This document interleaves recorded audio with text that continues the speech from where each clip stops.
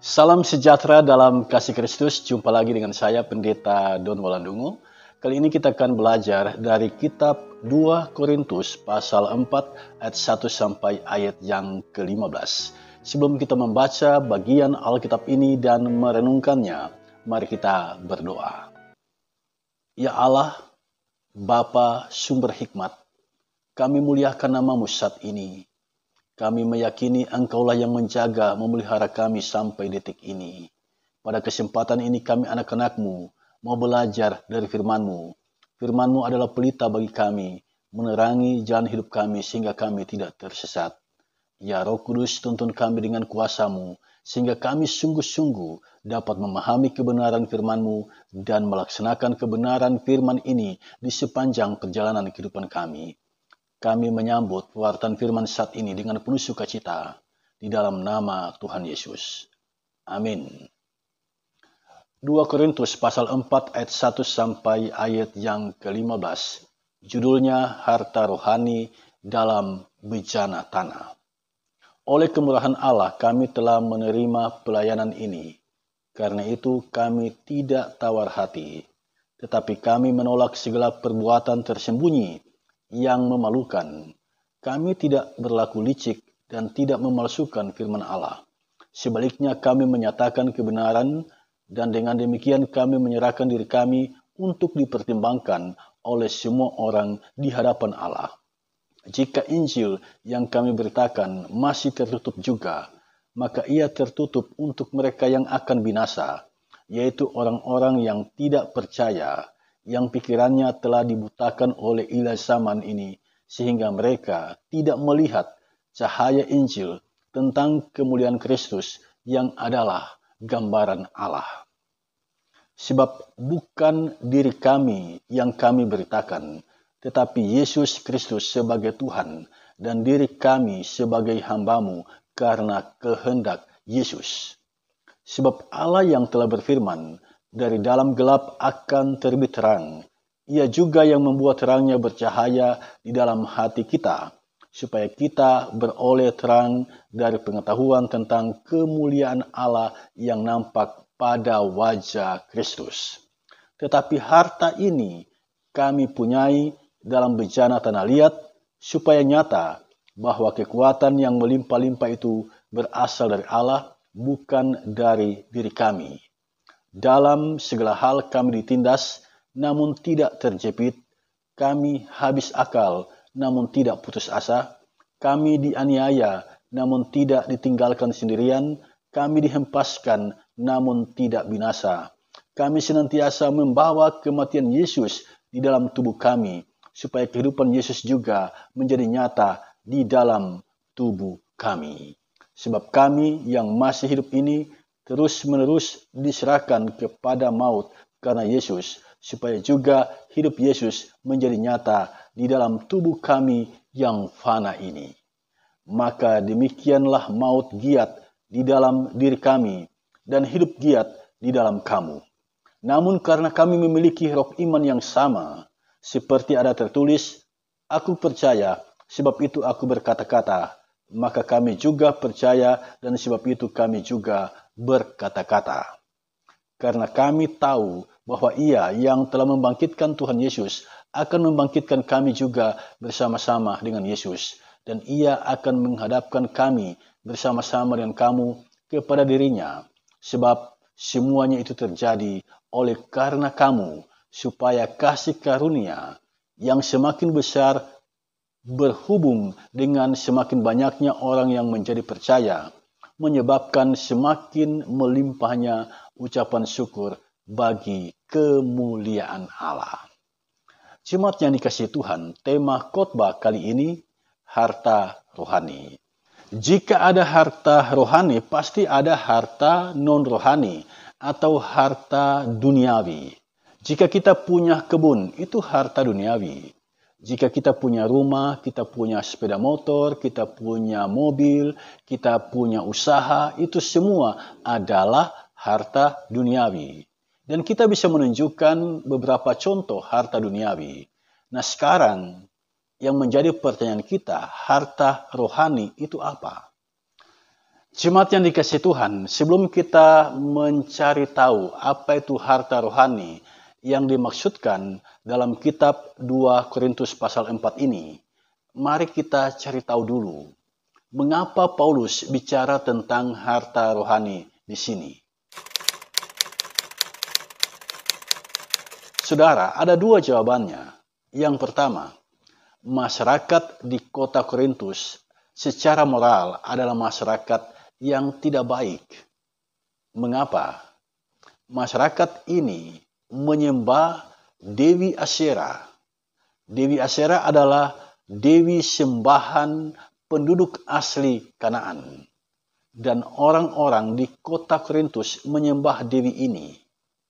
Dewi Asyera dipahami sebagai dewi kesuburan. Jadi dia bisa memberikan kesuburan kepada tanah, dan dia juga bisa memberikan kesuburan kepada perempuan yang mengalami kesulitan untuk mendapatkan anak. Karena itu, di kuil Dewi Asyera terjadilah pelacuran bakti atau seks bebas. Dan ini adalah godaan bagi jemaat yang didirikan oleh Paulus dalam perjalanan penginjilannya yang kedua. Nah, ketika Paulus berada di Makedonia, Paulus menulis surat 2 Korintus ini. Yang kedua, mengapa Paulus bicara tentang harta rohani? Karena di zaman itu ada orang yang menyerang pribadi Paulus dan menyerang otoritas kerasulan Paulus. Mereka melakukan itu untuk membujuk jemaat agar tidak lagi mengikuti Paulus, agar tidak lagi mendengarkan apa yang diajarkan oleh Paulus. Nah, dalam situasi dan kondisi yang seperti inilah, Paulus menulis surat 2 Korintus pada tahun 56 Masehi dari Makedonia. Tulisan ini dia kirim kepada jemaat di kota Korintus agar jemaat tidak terpengaruh dengan hasutan dari orang-orang yang menyerang pribadi Paulus dan menyerang kerasulan Paulus. Dalam konteks seperti inilah Paulus bicara tentang harta rohani. Saudara, kata harta rohani itu dapat kita temukan dalam bacaan kita saat ini dalam ayat yang ke-7. Saya akan bacakan bagi kita semua ayat ini. Tetapi harta ini kami punyai dalam bejana tanah liat, supaya nyata bahwa kekuatan yang melimpah-limpah itu berasal dari Allah, bukan dari diri kami. Disebutkan dalam ayat 7 ini, tetapi harta ini kami punyai dalam bejana tanah liat. Jadi, harta itu ada dalam bejana tanah liat. Nah, bejana tanah liat yang dimaksud di sini adalah tubuh kita. Nah, harta rohani ini ada di dalam tubuh kita. Nah, pertanyaan bagi kita sekarang adalah apa itu? Apa sesungguhnya harta rohani itu? Saudara, untuk menjawab pertanyaan ini, mari kita lihat ayat 1 sampai ayat yang ke-6 bacaan kita. Dari ayat 1 kita membaca, oleh kemurahan Allah kami telah menerima pelayanan ini, karena itu kami tidak tawar hati. Ada dua hal yang disampaikan di sini. Yang pertama, Paulus mengatakan, oleh kemurahan Allah kami telah menerima pelayanan ini. Jadi pelayanan memberitakan Injil itu adalah pelayanan yang Paulus terima dari Allah. Nah, karena ini dia terima dari Allah, yang dia bahasakan di sini, oleh kemurahan Allah kami telah menerima pelayanan ini. Nah, karena ini semua berasal dari Allah, maka Paulus mengatakan di sini, karena itu kami tidak tawar hati. Ini sebuah pelajaran berharga bagi kita. Lebih khusus bagi para pelayan. Jika engkau adalah seorang pastor, jika engkau adalah seorang evangelis, jika engkau adalah seorang gembala, jika engkau adalah seorang pendeta, ingat 2 Korintus 4 ayat 1 ini. bahwa pelayanan yang engkau sedang jalankan sekarang ini sesungguhnya adalah pelayanan yang dipercayakan oleh Allah kepadamu. Allah yang mempercayakan pelayanan itu kepadamu. Dan karena pelayanan itu adalah kepercayaan Allah bagimu, maka ketika engkau berhadapan dengan tantangan pergumulan kehidupan, mari kita lihat apa yang dikatakan oleh Paulus di sini. Karena itu kami tidak tawar hati. Jadi aneh sekali jika ada orang yang diperhadapkan dengan tantangan dan dia adalah seorang pemberita Injil. Ketika diperhadapkan dengan tantangan, dia tawar hati. Ya, sikap orang yang tawar hati itu gampang sekali kita baca. Orang Manado bilang suka maraju. Ya, dia tidak kuat menghadapi benturan, tidak kuat menghadapi adanya reaksi negatif dari orang-orang yang dia layani. Namanya pelayanan, kita pasti berhadapan dengan sikap yang tidak selalu mendukung pelayanan kita. Ada yang bersikap negatif, benci dengan pelayanan kita, menghambat pelayanan kita, atau tidak menaruh respek dengan pelayanan kita. Nah, Paulus memberikan nasihat di sini bahwa orang yang melaksanakan tugas pelayanan, memberitakan Injil, itu adalah kepercayaan Allah yang diberikan kepadanya. Karena itu jangan tawar hati. Mengapa? Karena tugas pelayanan itu adalah tugas yang dipercayakan Allah kepada kita. Kalau Allah yang mempercayakan tugas itu kepada kita, tidak mungkin Allah berdiam diri. Jika kita adalah seorang yang mendapatkan tanggung jawab pekerjaan dari seseorang, lalu pekerjaan kita ini diganggu oleh orang lain, tidak mungkin orang yang memberikan pekerjaan itu berdiam diri. Nah, ini yang menjadi keyakinan Paulus. Karena itu dia bilang di sini, kami tidak tawar hati. Luar biasa. Ini motivasi yang luar biasa bagi kita.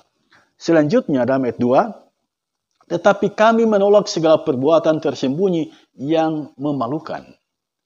Jadi ternyata dalam melakukan tugas pelayanan, Paulus diperhadapkan dengan godaan-godaan yang mencoba mengalihkan dia dari tanggung jawab pelayanannya. Paulus mengambil sikap tegas di sini, kami menolak segala perbuatan tersembunyi yang memalukan.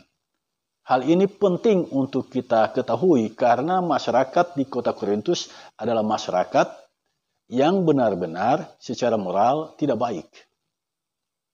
Masyarakat di kota Korintus adalah masyarakat yang menyembah berhala. Dewi Asyera ada di bukit Korintus di kala itu. Dan ini merupakan godaan besar bagi orang-orang yang berkunjung ke kota Korintus. Dan Paulus mengambil sikap tegas di sini, menolak segala perbuatan tersembunyi yang memalukan.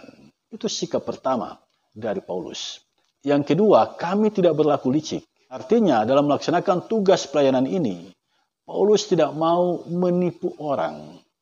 Biasanya orang menipu itu untuk mendapatkan keuntungan bagi dirinya sendiri. Dan Paulus tidak mau itu.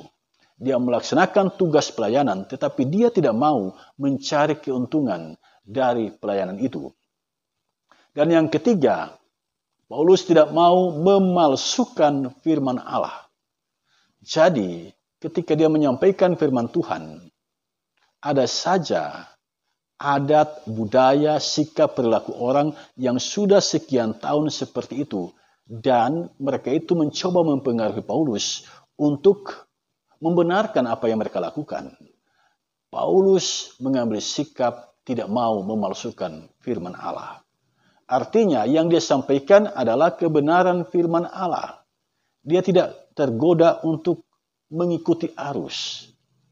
Dan ini menjadi catatan penting bagi kita ketika kita menyampaikan kebenaran firman Allah. Ada saja budaya atau kebiasaan yang bertentangan dengan kebenaran firman Allah. Nah, apakah kita mau mengikuti kebiasaan itu? Tidak, saudara sekalian. Kebenaran firman Allah jangan dipalsukan. Dan itu sikap Paulus di sini. Nah, sebaliknya Paulus menyatakan kebenaran, dan dengan demikian Paulus katakan kami menyerahkan diri kami untuk dipertimbangkan oleh semua orang di hadapan Allah. Sikap yang tegas. Paulus menyatakan kebenaran.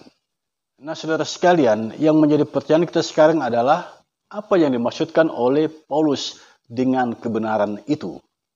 Dari ayat 3 kita mengerti bahwa kebenaran yang dimaksudkan oleh Paulus adalah Injil Yesus Kristus yang dia beritakan. Dan itu juga dipertegas dalam ayat yang kelima. Sebab bukan diri kami yang kami beritakan, tetapi Yesus Kristus sebagai Tuhan. Nah, berita Injil tentang Yesus Kristus sebagai Tuhan, itulah yang dimaksudkan oleh Paulus sebagai kebenaran. Nah, ketika kebenaran ini diwartakan, apakah semua orang percaya? Apakah semua orang di kota Korintus mempercayai kebenaran itu? Dari ayat 4 kita membaca, ternyata tidak semua orang mempercayai apa yang disampaikan oleh Paulus. Mengapa? Perhatikan ayat 4. Ada orang-orang yang tidak percaya. Mengapa? Karena pikiran mereka telah dibutakan oleh ilah zaman itu. Nah, ilah yang dimaksudkan di sini adalah penyembahan berhala terhadap Dewi Asyera. Jadi begitu kuatnya pengaruh dari penyembahan terhadap Dewi Asyera, membuat mereka tidak mempercayai apa yang disampaikan oleh Paulus. Mereka tidak mempercayai berita Injil yang disampaikan oleh Paulus, karena ada ilah yang mereka percayai, yang mereka sembah.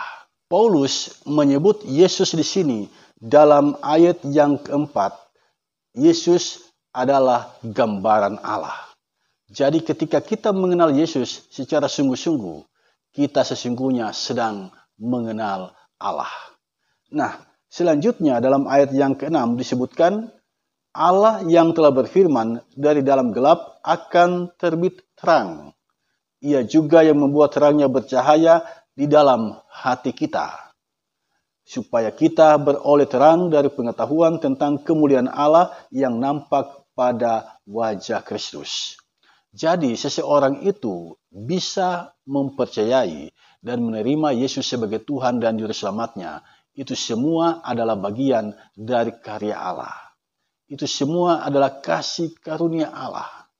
Karena itu berbahagialah kita jika kita beriman sungguh-sungguh kepada Yesus. Sebab mempercayai Yesus itu adalah kasih karunia Allah semata. Saudara, dalam ayat 5, Paulus memberikan sebuah penegasan yang sungguh luar biasa di sini. Yang pertama, yang dia beritakan bukanlah dirinya. Sekali lagi, yang dia beritakan bukanlah dirinya, tetapi Yesus Kristus. Itu yang dia beritakan. Yang kedua, dia menyampaikan dia dan Timotius adalah hambamu. Perhatikan ayat yang kelima, hambamu karena kehendak Yesus. Jadi Paulus adalah hamba jemaat, pelayan jemaat. Ini dua hal yang sangat prinsip bagi seorang pewarta firman. Yang pertama, dia tidak memberitakan dirinya sendiri. Jadi seorang pelayan firman Tuhan berupaya sedapat mungkin menyembunyikan dirinya di balik salib Kristus. Jadi jangan biarkan orang memuji dirinya, tetapi biarlah Kristus yang dipuji dan dimuliakan. Yang dia beritakan adalah Kristus, bukan dirinya. Yang kedua, dia harus sadar bahwa dia adalah hamba jemaat. Dia adalah pelayan jemaat. Karena dia adalah pelayan, maka dia tidak boleh mencari kesempatan untuk dilayani. Tetapi dia harus melayani jemaat. Nah, ini harus ada dalam diri pelayan Tuhan. Dia adalah pelayan jemaat. Apapun yang dilakukan, itu semuanya karena dia sadar bahwa dia adalah pelayan jemaat. Dia tidak memberitakan dirinya, tetapi dia memberitakan Kristus. Dan dia melayani jemaat karena dia tahu dia adalah pelayan jemaat karena kehendak Kristus.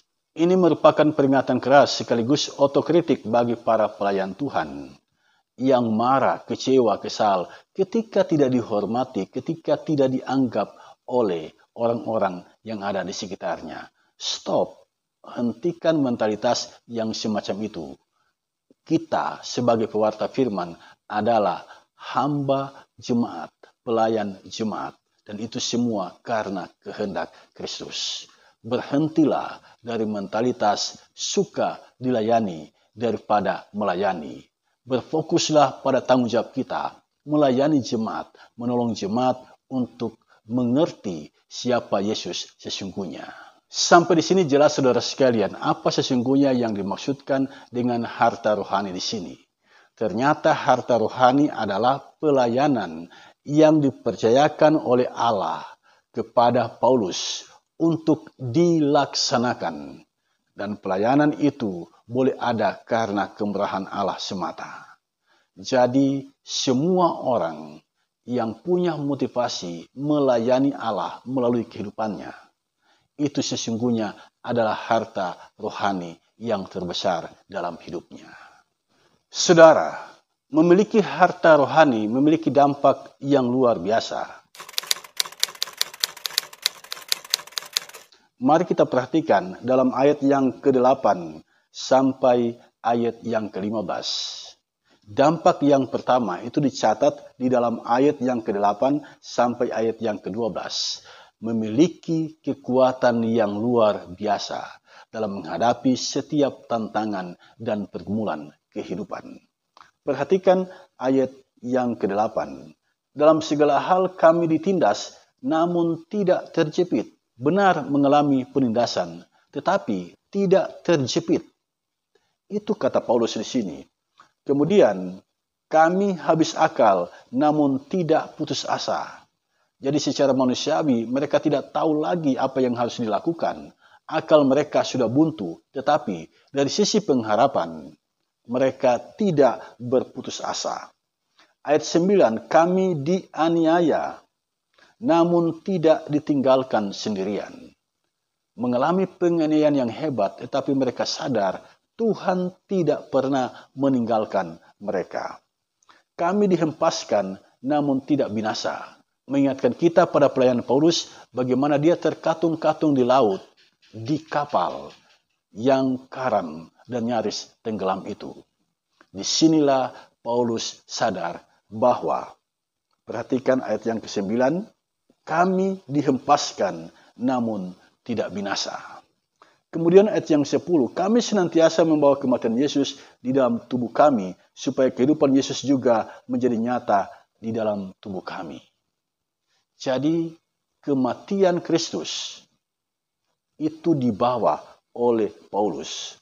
Artinya dia menghayati peristiwa kematian itu. Yesus yang mengorbankan nyawanya demi keselamatan manusia. Jadi jika Paulus mengalami penganiayaan, mengalami tekanan-tekanan dalam kehidupan, mengalami penindasan yang luar biasa, Paulus tidak pernah gentar menghadapi semuanya itu. Karena apa? Dia membawa kematian Kristus. Jadi dia menghayati kematian Kristus, bahwa penderitaan yang dialami tidak sebanding dengan penderitaan Kristus yang mati demi keselamatan manusia. Selanjutnya dalam ayat yang ke-11, sebab kami yang masih hidup ini terus-menerus diserahkan kepada maut karena Yesus, supaya juga hidup Yesus menjadi nyata di dalam tubuh kami yang fana ini.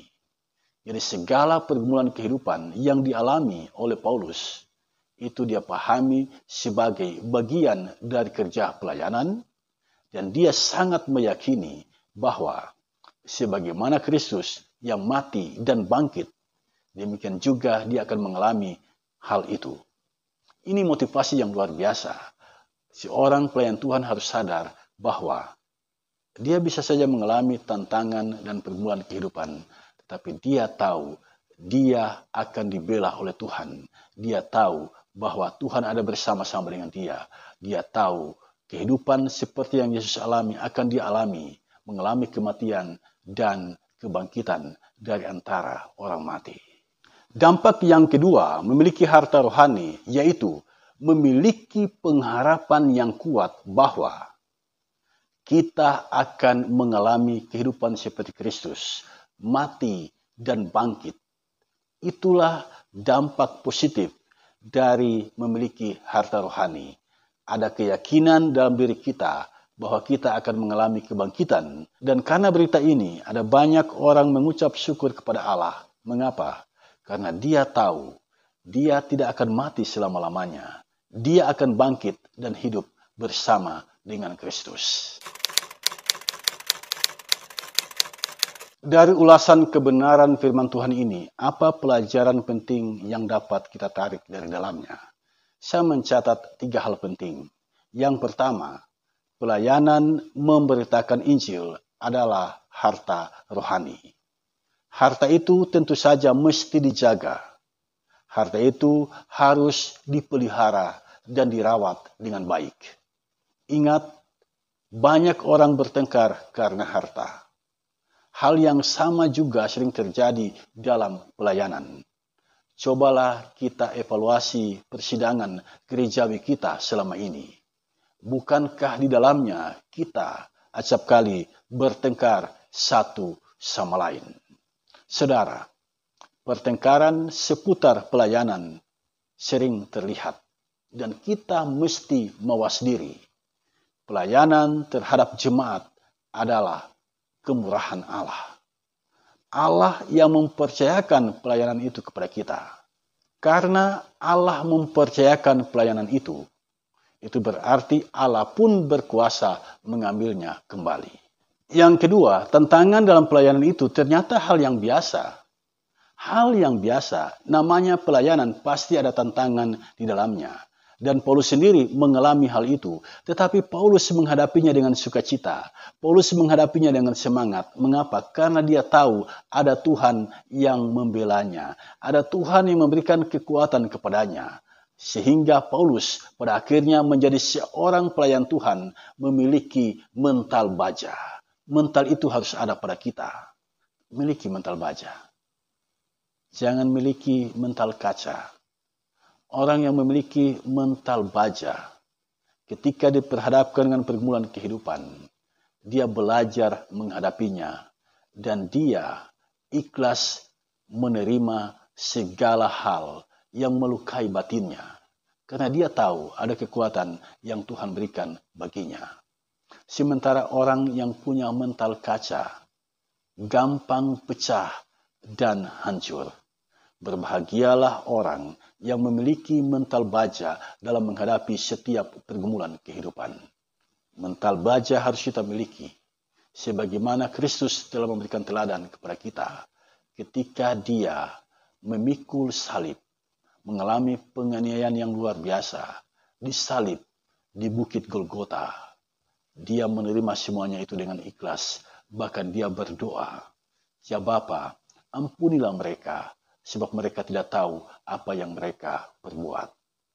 Inilah sikap mental yang Yesus tunjukkan kepada kita. Siapapun yang mengikut Kristus harus memiliki mental itu.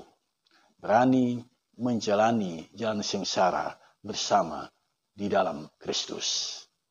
Yang ketiga, jadikanlah hidupmu sebagai pemberitaan Injil bagi sesama. Sebab jika itu yang menjadi motivasi kita, kita memiliki harta rohani yang luar biasa dan hidup kita menjadi kesaksian bagi banyak orang. Saudara, dengan ulasan kebenaran firman Tuhan ini, camkanlah ini. Harta dunia semuanya kita tinggalkan ketika kita mati. Tetapi harta rohani itu tidak pernah mati. Harta rohani itu yang mengantar kita menuju ke rumah Bapa. Berbahagialah orang yang melaksanakan tugas pelayanannya dengan baik. Berbahagialah orang yang bertekun dalam imannya kepada Yesus Kristus sampai akhir hidupnya. Dengan imannya itu, dia diselamatkan. Dengan imannya itu, Kristus berkenan atas jalan hidupnya. Karena kita berimankan kepada Kristus yang telah mati dan bangkit demi keselamatan kita. Milikilah mental baja. hadapi setiap pergumulan kehidupan, karena ada Kristus yang menjadi pembela kita. Tuhan Yesus memberkati kita semua. Amin.